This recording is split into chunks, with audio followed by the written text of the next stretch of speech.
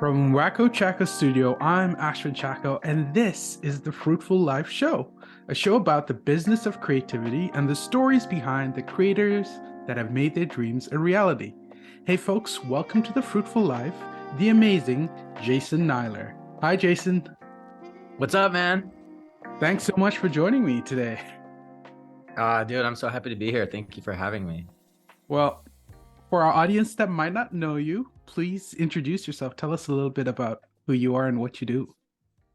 Okay. Yeah, I'm an artist and designer, and I'm based in Brooklyn. My work is very colorful and it focuses on messages and themes that are all based on positivity and joy and kindness and spreading love. And some of my work is typographic. It's a little more on the design side of things, and some of my work is more in the art world and kind of fine art. And I do a lot of large scale public work, murals, street art, stuff like that. And I've kind of, I guess I'm kind of known for my very colorful, like fluorescent um, public art, and that's kind of like where my heart lives. I love doing public artwork, and so that's kind of like the path that I've taken, and it's opened up a lot of opportunities. I met cool people, and like I've traveled a lot and painted, around the country and a little bit outside of the U.S. even, and it's been a cool journey. So yeah, man, that's me.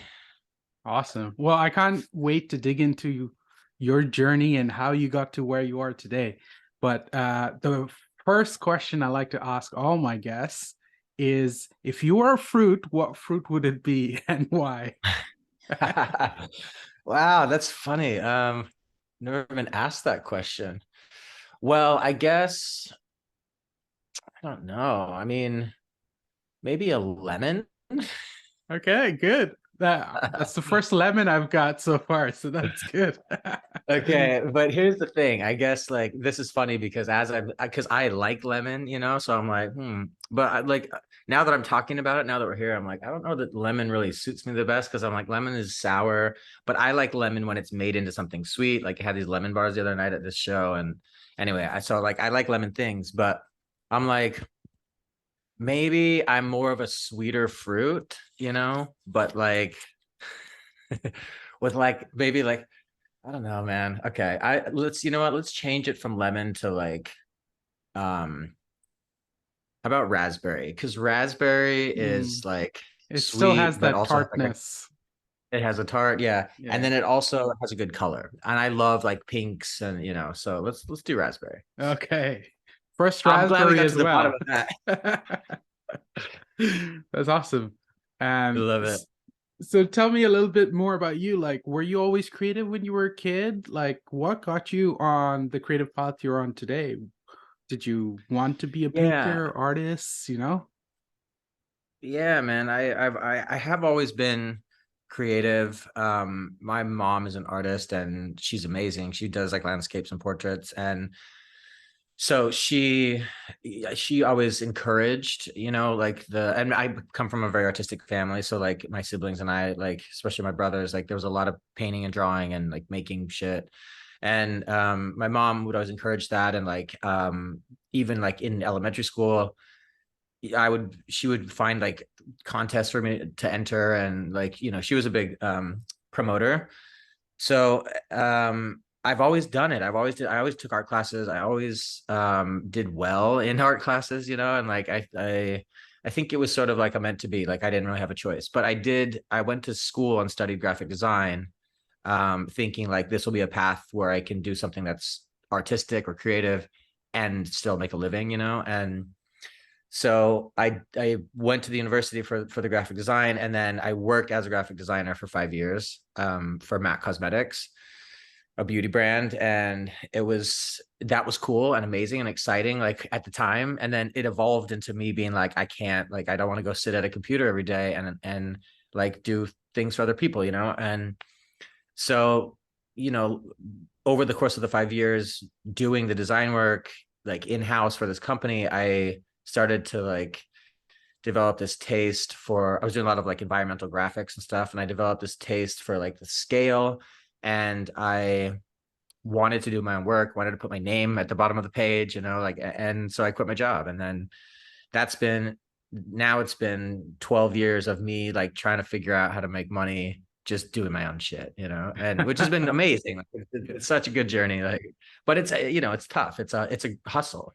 Oh yeah, totally, totally. And like, uh, what's sort of the first step that you went down? Because I mean, I think there's a lot of freelancers or potential freelancers, people in your position, in the position I was in when I was doing graphic design. I was like, I want to break out. What sort of like propelled it to where it is now? Well, like, you mean after I quit Yeah, my yeah. job? Like what was the first step you took to be confident enough to quit? Because a lot of people have like a fear around, oh crap, Yeah. if I quit this, then like my life will be unstable, and all those like pressures that money has. And so like what gave you Money, the man. confidence to say it's Yeah, okay? dude. I mean, Yeah. Yeah. I think so. I had some good advice from people. Like, for like a year leading up to actually quitting, I was like trying to figure out how it worked. And I remember like the office where I worked was in Soho in New York. And Soho, if you don't know what that means, it's like a very fashionable neighborhood. And like it's a lot of um like Prada and Gucci and like all the all the high-end fashion stores are there, and like a lot of cool people like hanging out. And I would go to lunch and like get my sandwich or whatever, right? And there'd be just people like hanging out on the street, like, or like standing outside of a bar or whatever in the middle of the day, and I'd be like, for so long I was like, what do these people do? Like, how are they just not at work? They're just standing around like wearing fancy fashionable clothes and like looking cool, and like, and it was my dream. And so then I had a couple friends that were freelance. One of my friends is a photographer, and he had like has a great business and like super successful and busy. And it was, but it's like half the time he was just hanging out. He was like walking his dog and like, and I'm like, dude, like how do you get there? So anyway, long story short, I really wanted to like be freelance and like have my own like autonomy. And I talked to a couple people who did, and the big sort of like the common piece of advice was like, you got to have enough money to live for X amount of time. And a lot of people are like, oh, you got to have enough money to live for a year, live for 6 months. And I basically had saved up enough money to live for 6 months. And it's like, because even if you quit your job, and I was freelancing too, so like I knew I had stuff to do, but even if you're freelancing and like and busy, it might take 6 months to get paid, Yes. you know, Yeah. which is ridiculous, but like that's part of it, right? Yeah. And so one of the big things was, um, you got to have like at least 6 months of money saved, right? And then the other thing that kind of gave me courage was, worst case scenario. And I talked to some recruiters and everything, and it's like, worst case scenario, you just go get another job. Like Yeah. it's never a bad look to Yeah. like take a year off and do something else, right? And all the recruiters were like, if you want to be freelance, like you can still do work with like brands and agencies and studios. Like they need freelancers all the time. And I didn't understand that at the time really Mm. either. So it kind of gave me this like, all right, like I've got some money. Worst case, I can just go get another job. But in the meantime, like I guess I can like help out with like other design studios and agencies if they need it, while I'm trying to figure out how to like do my art. And at that time, I thought I was going to be more of an illustrator. Yeah. I was like, I don't want to do graphics. I want to like illustrate. And that's a super tough business. So like over time, I realized like actually what I love doing is painting murals, Yeah. Yeah. and not illustrating, because illustrating, it's like you're just drawing a picture of what someone needs. You're not drawing a picture of what's in your heart. So Yeah. anyway, yeah, now I'm rambling about it, but I think the advice is like, you got to have some money in the bank, believe in yourself that like, you can do it, and worst case, like plan B, you just can get another job. It's fine. Yeah. Yeah. That's true. And so the other thing I've found that as a freelancer is that initially, when you're working as a designer, you're doing one job, all you're doing is designing, right? And then you become a freelancer and you realize, actually, I'm doing like 10 jobs now. I'm my own Yeah. PR agent, I'm doing my admin, I'm doing all these things. How did you come to terms with understanding the business aspects of running your own business, as it were, and then also personal branding and how important that is? Well, yeah, I mean that's like a good topic because it's like a crash course, you know. There's no really way to like learn that stuff. Yeah. I mean there are resources obviously, like, and I found some stuff online, I think, but I kind of just had to figure everything out and like like learning how to like invoice and and at the time like we didn't have like Zoom meetings. Like I was like all the time, like just like on the train, like going to like going to have a meeting with somebody or whatever. And like you spend, and then you realize that you spend so much time like on all the other shit. And Yeah. then when do you actually like draw or paint or make anything or design anything? It's like such a small part of it. So I don't know. I think I had to just like stumble through it all, and now I kind of have like a rhythm of it, And now I have an agent, so I don't do any of it anymore. Okay. But like that's another thing too, because you can't just stumble out of your job and like into having an agent very Yeah. Yeah. easily. So it's like you kind of got to learn all that stuff first, Well, relinquishing control to people who can do that aspect is part of the learning curve I found. Because, like, for myself as well, I felt like I had to do it all. And then I was like, actually, it's worth investing in a good accountant so I don't have to deal with the headache of doing the Yeah. taxes, even though I had to learn how to do it to a level. And then Yeah. having somebody to just manage that meant, okay, that's one thing off my plate. And then Right. slowly learning to, okay, we can trust these people, hire these people to do different aspects of it so that it's not like all that other junk is not there preventing you from actually doing the stuff you wanted to do in the first place, which was create and Mhm. make and all the rest of that. So true. Yeah. Yeah. And relinquishing, that's a good word, like relinquishing control is difficult. You have to learn how to do that. And especially like once you kind of master like doing everything for yourself, then it is hard to let go. Yeah.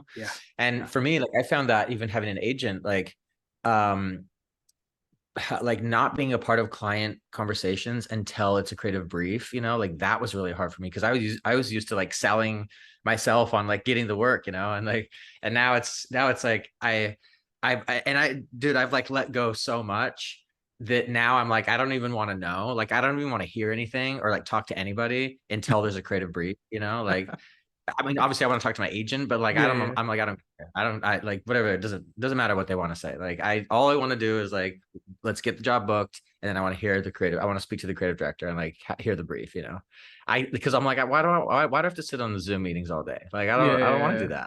that. Yeah. That's But true. I've learned to get here. Like this was a process. Sure. Yeah, yeah, of course, of course. Yeah. It's realizing what is most important for you. And, Mhm. sometimes we can get caught up on the control aspect rather than you know, the area that we really will flourish in, which is the creative. Right.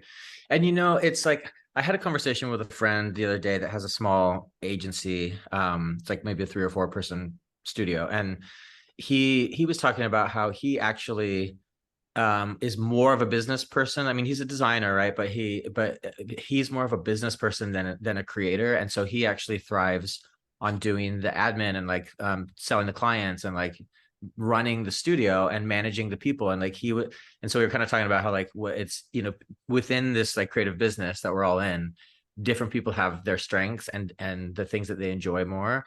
And it was funny because I'm like, dude, like I don't want to do anything but create. Like if I can just be in a vacuum and like do the creative work and then have time to like go ride my motorcycle and hang out and relax, and then I do better creative work. Like if I can just have that, it's amazing. And he was like, what's funny, like he's like, if I can like not have to design anything, if I can just talk all day and have everyone else do all the creating, then that's my perfect day. And I'm like, Well, we're all doing the same shit, like, yeah, yeah. Sounds like the dream partnership. I know. You He's like to great. And create, he likes he lives in another city, but yeah.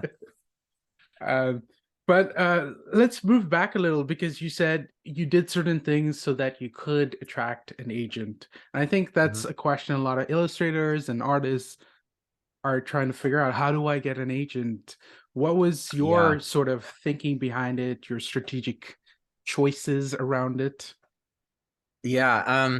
It's a funny, like, it's like a chicken egg, it's like because you can't, it's like you don't really need an agent even though it sounds dreamy to have one, you don't really need an agent until you've built your own business to the place where it's like a thriving business and you kind of don't have time to do the business stuff anymore because you have too much work, right?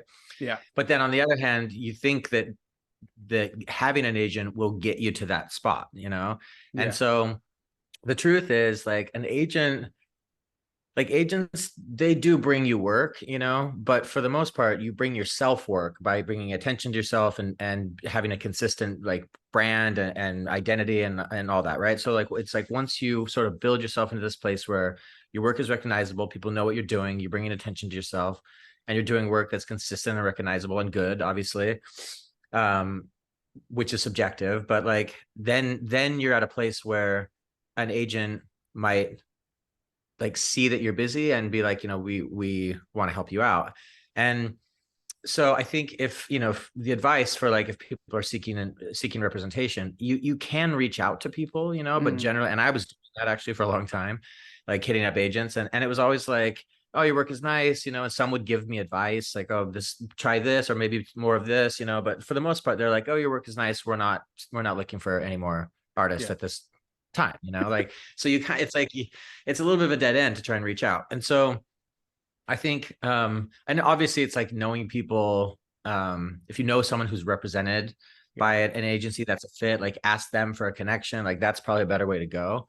Sure. But I think the move really is, like, don't focus on getting representation. Focus on bringing attention to yourself and your work by doing consistent work. Yeah. And like, it's nice because we have social media, we have Insta, we have TikTok. Like, 10 years ago, you didn't have, like, such an easy way to bring attention to yourself and your work. And now it's like, you can run your own business without an agent.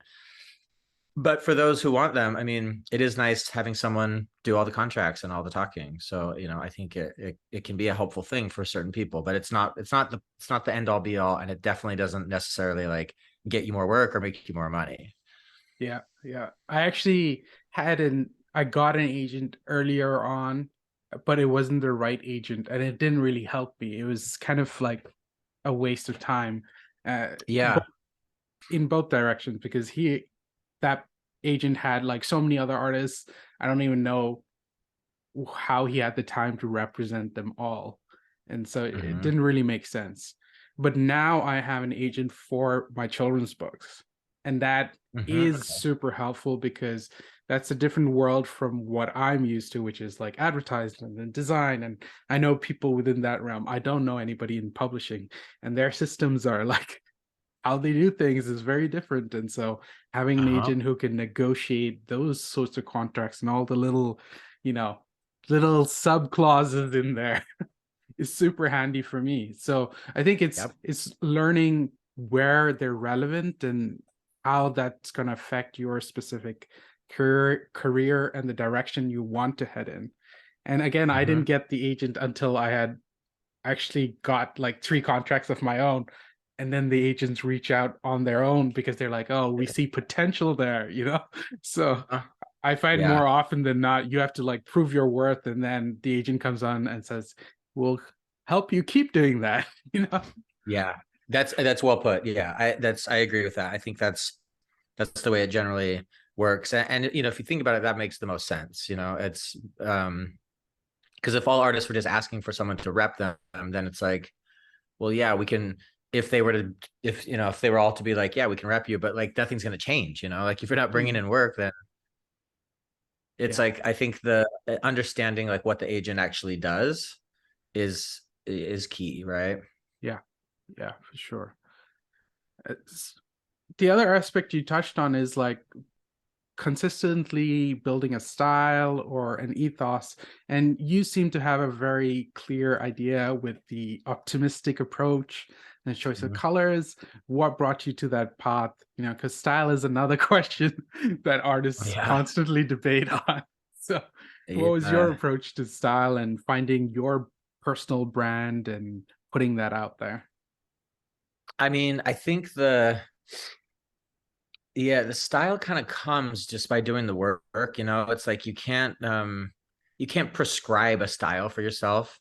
Yeah. And um for me, it was kind of like I was doing I was like trying to focus my work on like positivity and like because I really respond to that stuff. And I'm like a generally like really like optimistic guy. You know, that's just my personality. And like I'm pretty like happy and I'm blessed to feel happy and positive regularly. You know, I know that not everyone feels that way, and that's fine too, but this is who I am. And so I was trying to focus on putting myself into the work, like, Mm, and not in like this narcissistic way, like I want to make all the work about me, which is fine, but for me it was like I want to make work that I want to do things that I feel and that I would say, but I want to do them in, in a way that resonates with other people. yeah. And I was also like kind of there was this trend happening in graphics. This was maybe like 2015, but there was sort of this trend of like this like kind of subtle holographic, like iridescent stuff that was happening Yeah. Yeah. Yeah. in in like graphic design, and it wasn't super saturated. It was like, and this was like in fashion too, there was a lot of it, but like um I kind of realized, and I always follow like graphic design trends, but I kind of realized like, oh, there's this sort of like iridescent kind of wave of colors that are happening in graphics and fashion. And so I started kind of playing with that in my work just because I knew it was on trend.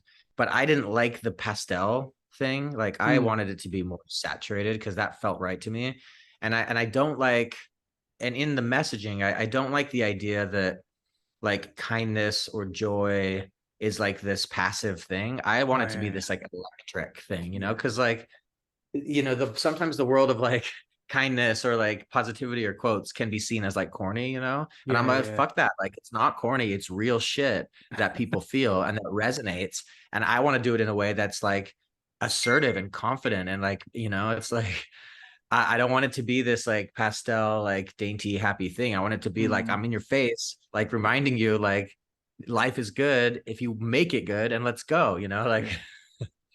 Yeah. So And yeah, that was and kind of yeah, and it's a that's it. choice, It's a choice to be Yeah. bold, a choice to be happy, well, to be optimistic, not necessarily happy, but um Yeah. and I think those choices are bold choices, so bold color should go with it. So I totally Yeah. vibe off that because I think we have very similar ethoses there with the Yeah. brightness of our color palettes and the choice Yeah. of messaging as well.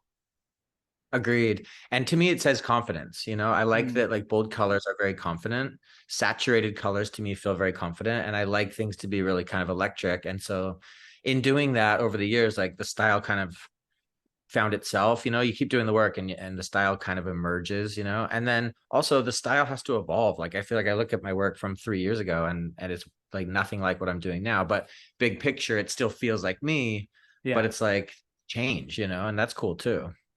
Yeah, I think that's again a very important aspect, the evolution of style with yourself. So you're not stuck in one thing, it's evolving with you as your taste evolves. I mean, Hmm. you know, I didn't Yeah. like what I liked 10 years ago. It's changed, but there'll be some elements that are similar. So Yeah. Well, and this is what I think is like really powerful about what we get to do is like, if you put yourself in the work, like then it's like, what do people recognize in the work? What do they see in the work? They see you, yeah. and so it's less about a style, and it's more like the people, and that enables you to evolve, and the work to evolve, and the style to evolve, because it's like people know you as a human being, people know you or me or us, and when they see the art, they see us. And so like so that means like if in 5 years I like different music, or I have a new partner or whatever, like then all those things affect me and who I am, and that will Mm, go into the work, and so then people will recognize that, and I think that's important to think about when you're doing work. Like don't do work that looks cool, do work that's meaningful to you. And so it's like, if you like plants and flowers and nature, like make work about that, whatever, like put your heart into it, and then that will help you to find the style. yeah. And I think that's what differentiates portfolios as well. At least when I worked as an art director, that's what I used to pick up on is like the people who put their personality into their work. It's very evident because it suddenly jumps out other than all the other, others who are doing good work, but it's just, the personality is not there and you can tell that it's not there. Um, Yeah. Yeah, so speaking of your work, it comes in so many different mediums, right? You have a, a toy, you have jewelry, you have apparel. Tell us about your process of, taking your art to these different mediums. Was it a conscious thought, or was it like organic evolution? Yeah, I mean, well, I'm kind of a yes person, like and so it's like I opportunities kind of like pop up, and I'm like, oh, I want that, like I want to do that.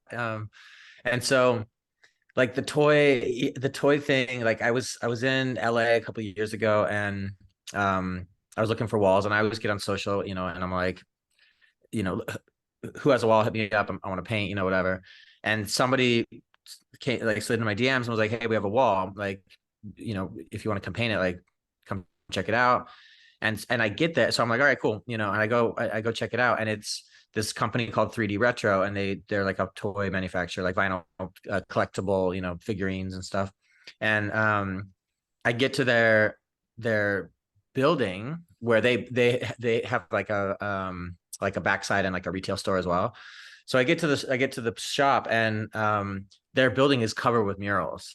And it's like all these big names like Tristan Eaton and like Nichos and like all the big players, um, had painted on this building. And they're like, here's another spot, like you can paint here. And I'm like, yo, like I'm gonna paint on this building with like all these like some of my heroes. Yeah, yeah, And so I'm like, hell yeah, like I'll totally paint this. And then we start talking about the vinyl figurines. They're showing me all like stuff that they do, and like some of the artists had like dropped stuff with them recently. And like Tristan Eaton, for if you don't know him, he's a muralist but also like a toy designer, and he did all the Kid Robot stuff years ago. And yeah, so like the Money and the Dunny and all these famous vinyl collectibles that have kind of like made vinyl toys a thing, right? Like he created those. And so I'm like, oh, like you guys work with Tristan, and like, and I'm like, well, how does one, I'm like, well, I want a vinyl toy. Like, how does that work? And they're like, well, we could do it with you if you want to do it. And I'm like,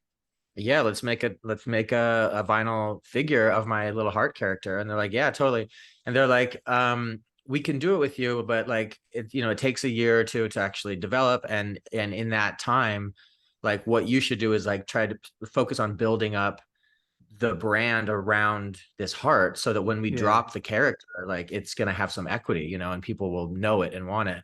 And I was like, at that point I was like kind of leaning into this heart, like open heart thing that I was working on. And the heart had become this sort of like icon or motif for like the messaging in my work. And it was all about like open up your heart, open your mind, and spread love, right? And like, so the open heart had kind of become this symbol that I was using to sort of like obviously like brand the theme in my work, right?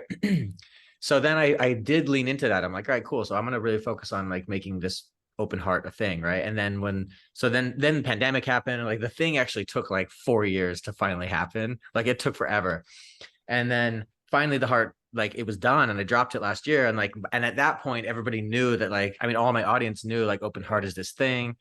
Anyway, so long story short, like I kind of stumbled upon that just by trying to hustle up murals, and then being like, yes, like I want to do that. And like the same thing with my book. Like I have a book published, and it's like similar to you, like I have a book agent for that, and she actually hit me up and said like, oh, I like your work, I like this mural or whatever that she saw. And she's like, have you ever thought about doing a book? And I was like, no, but yes, like I would love to do a book. And so then it was me just being like, yes, like I'm down, let's figure it out. and yeah, and yeah, so like all the different things.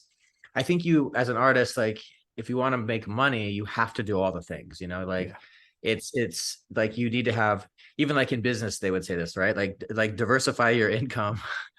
yeah, And so that's what we have to do. It's like I think the best way to have a like a satisfactory like life and make rent and all that, with your art, you got to have merch, you got to do a toy, you got to do NFTs, you got to like do digital. Like the more you can do, I think the easier it is to have steady income.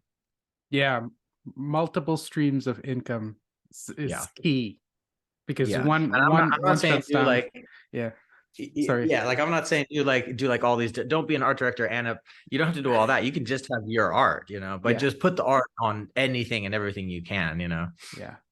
I think those are two key things that you touched on. Number one is multiple streams of income, And the second one is being open to saying yes and Mhm. setting yourself up so those opportunities come. Because if you never start, then the opportunity can never be available to you. But if you start and you start creating the type of work that is good and consistent, like you said, Jason, then the opportunities start coming and knocking on your door instead of you knocking on theirs. And I think that is a lot to do with showing your ability to be credible and consistent with your work.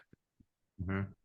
Well, you touched Yeah. on something right there, right? With you spoke about NFTs, and I'd love to dive in a little more about that Okay. because it is a topic of controversy.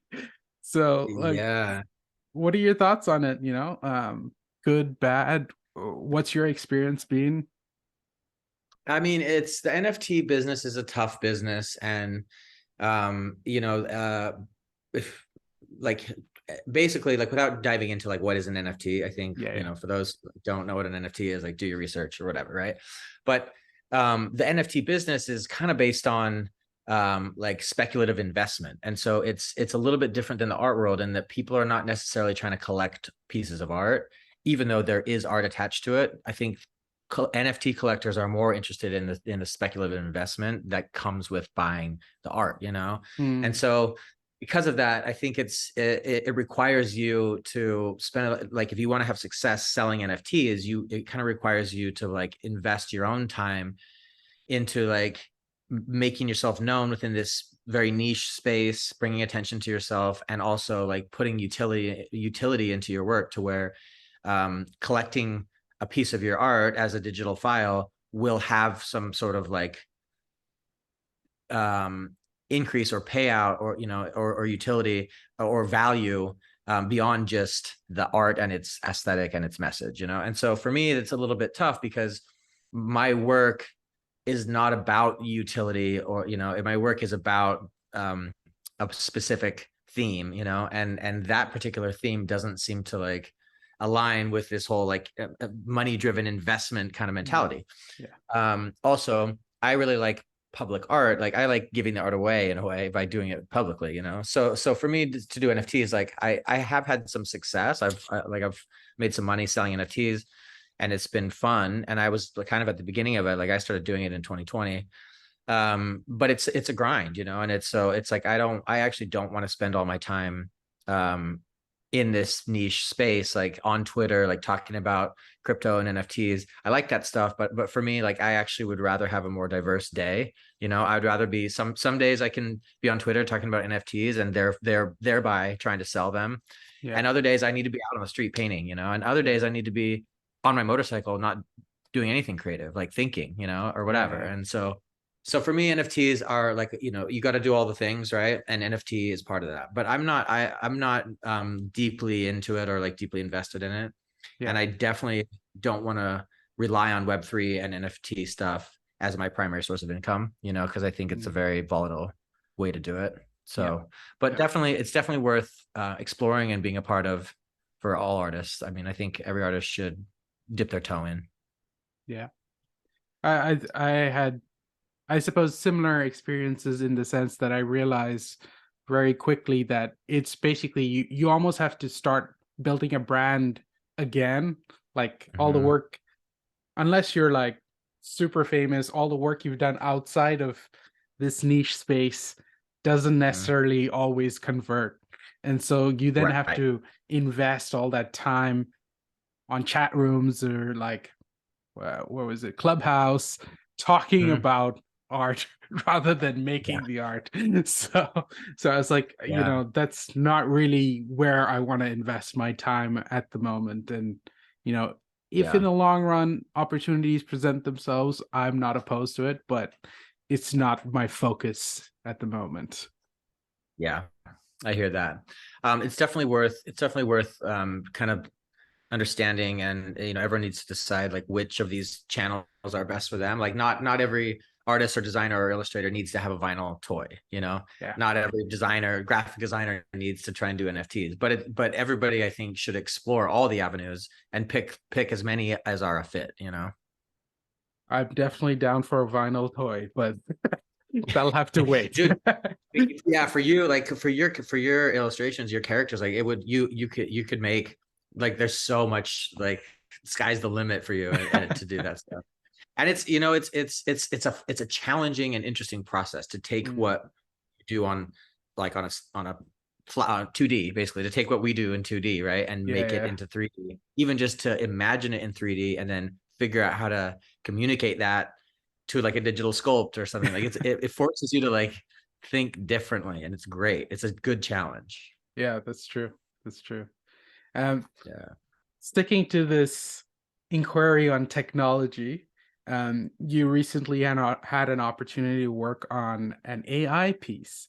And this is Mm-hmm. another subject of great controversy right now because a lot of Mm-hmm. people feel threatened by this idea of this robot that's going to steal their art jobs. I'd love to Mm-hmm. hear your thoughts on it. What's it been like working on it? What was your takeaways from it? Yeah. Well, I'm glad you brought it up. It's like such an interesting topic, and I love it. And I did this piece with the One Club, and they asked a bunch of artists to basically use AI to try and make a piece of our work, right? And then we talked about it, and it's great. And the panel, if you want to, if you're interested in like hearing the discussion about it, it lives on the One Club website. Um, so for those who like want to hear more about it, but it was an interesting panel, and I'll recap some of it. But basically, for me, the task was like use AI and try and make the art, right? And I couldn't do it. Like I couldn't get the art there, like I made some cool shit, and it was great and it was super fun, Yeah. but I had to then redo the entire piece of art. And so like I learned that like I'm trying to hone like my prompt and like figure out how to communicate with this thing to like have it do what I want. But ultimately it didn't. And so it provided some assistance in a way. Like I could totally use it to like get 70% of the way, but I still have to remake the piece. So it kind of doesn't matter. What I found though, my takeaway was that I don't think that we should feel threatened by AI. I think Mm, we should embrace the technology, and technology does create change.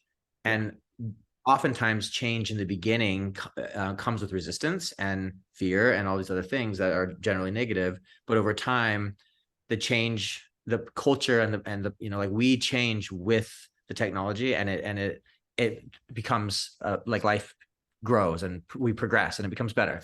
So for example, like when the internet happened, right? Like the internet, did everybody love the internet or whatever?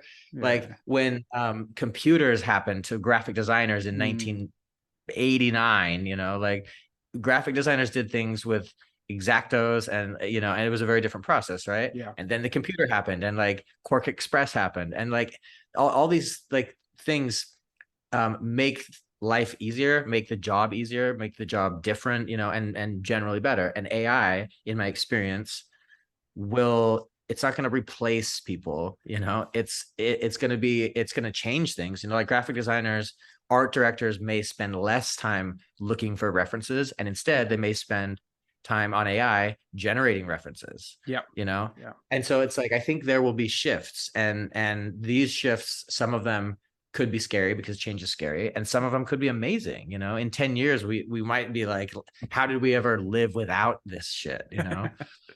Yeah. Yeah. I So I'm couldn't here for agree it. more. Yeah.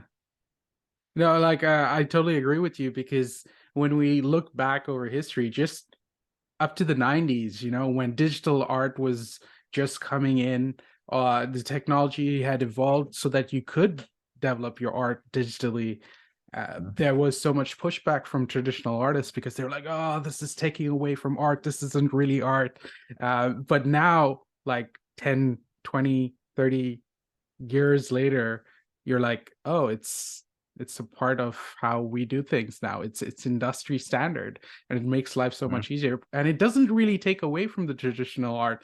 In fact, sometimes it adds to it because you could, quickly test out an idea digitally and then say, okay, now I don't have to waste my paint, trying out this idea. I can like clarify it in this digital medium and then take that to a large scale, say a wall, like a mural. You could, instead of like messing up on the wall and having to repaint it and spend all that money, you can actually work out how you want it to flow and then apply that information on a larger scale. And Yeah, I love that. I mean, dude, I was thinking, like I want to do this. Speaking of the mural, like I want to use AI and make a piece, and try and get it as close to my work as I can. But then instead of remaking it digitally, then I'm gonna go paint it. yeah, So then it'll still be like but the final execution will be nothing but like my own hands creating. But the sketch and the plan will come from me just like talking with the AI. And so I'm gonna do that. And then I was thinking I might do that and then mint the image of the mural and the AI as a layer and make an NFT. oh, that would be dope. Yeah, that But I sounds think cool. it's like we got to embrace it. Like there's some interesting things that are going to happen. I think it's definitely great for ideation, if nothing else. Like having worked as an art director, I'm like, this is gonna save me so much on scamps. Like I can just put in some stuff and it'll generate it, and then you could just take that image and pitch it to the client and find an artist that can replicate that or do something Yep. along those lines rather than having to like spend hours trying to find references.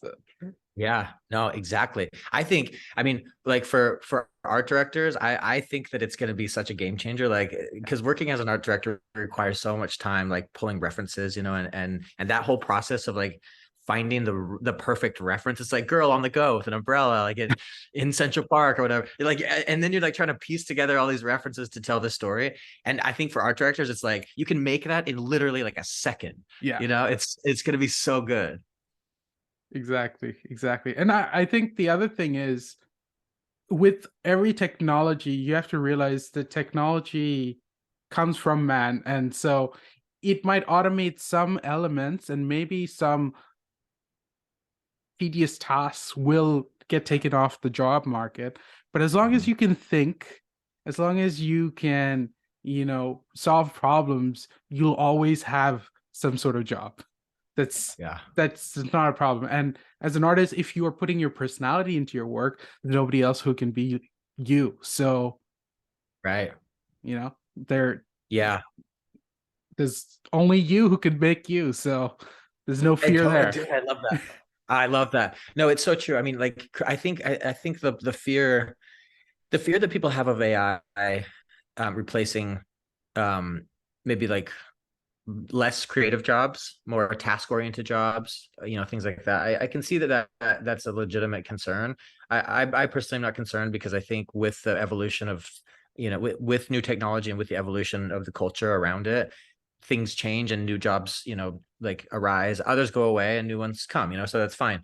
But for creative people, I don't think any creative people should ever be threatened by new technology because like the like creativity is such a special thing and like a Mm. robot can't be you, like you said, like, and so as long as we have ideas, we'll always like be able to make money and like do what we do. Yeah, yeah, 100%. So what are you hoping for the future? Do you have any specific plans, any projects that you're like super excited about?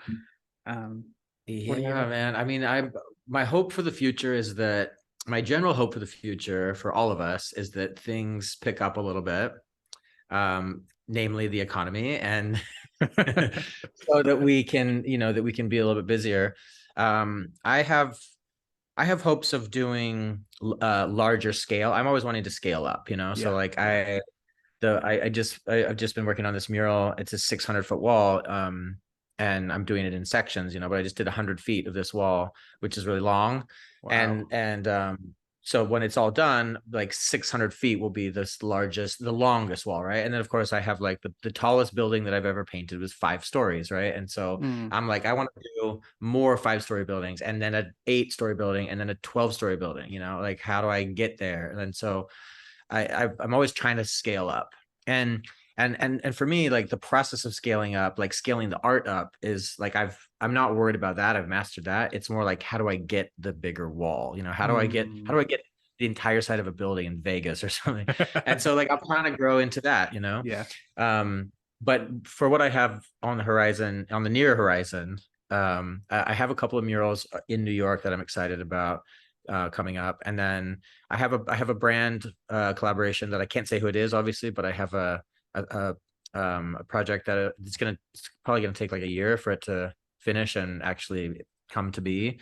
But it's with a beauty brand that I'm really excited about, and doing some colorful stuff for this collab. And I like working with brands. I've had some good opportunities and like been blessed to work with interesting brands, and it's a good fit for me generally because I find that brands reach out and want to work with me when they're doing something that aligns with what I'm doing. And so Mm, it feels good to like multiply the message. It's yeah. not just like, oh, like make a colorful illustration for this thing. It's more like brands are often like, we're doing a campaign that's focusing on kindness or something, and so we want to work with you because of what you're doing. And I think that goes back to what we were saying earlier about like putting yourself into the work, and don't focus on style and aesthetic, focus on making art that comes from your own heart, Mm, and that's authentic, and brands see that, art directors see that, like creative directors see that. And I think that's, people often ask like, how do you get work, how do you do work with brands? And I think it's more about like having authenticity in your work, and doing it consistently, and people will notice. Art directors notice, like yeah. we Yeah. know because we both worked as an art director, like Yeah. Yeah. when someone's doing authentic work and you want to work with them. Yeah. Yeah. You vibe with their message and you feel like it's a good fit with the brand as well. That's actually like the ideal place you want to be as an artist or illustrator, where they're coming to you for your message because it aligns with their brand. And, Yeah. that way eh, you also have the largest bargaining chip because they've come to you for you. So you can Totally. negotiate Yeah. that.